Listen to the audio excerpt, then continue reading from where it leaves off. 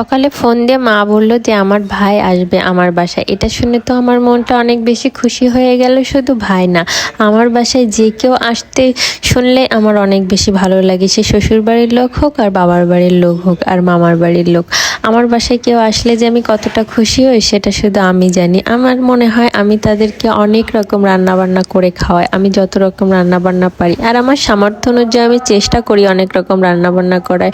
ভাই আসবে শুনে ঘরে তেমন কোনো তরকারি বা মাছ মাংস বেশি ছিল না, যেটুকু ছিল সেটুকুই রান্না বান্না করলাম। ভাবলাম এখন এটা দিয়ে খাবে এসে, তারপরে বিকালে যে বাজার করে আনবো।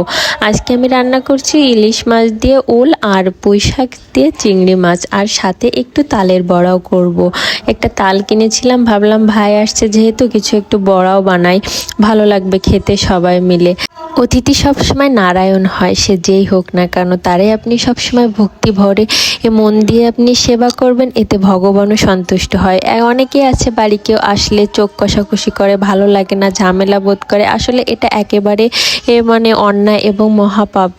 ভগবান শ্রীকৃষ্ণ বলেছে অতিথি সবসময় নারায়ণী হয়, তাকে সবসময়ই মন থেকেই সেবা করতে হয়, সে যেই হোক না কেন, আপনজন বা পর হোক।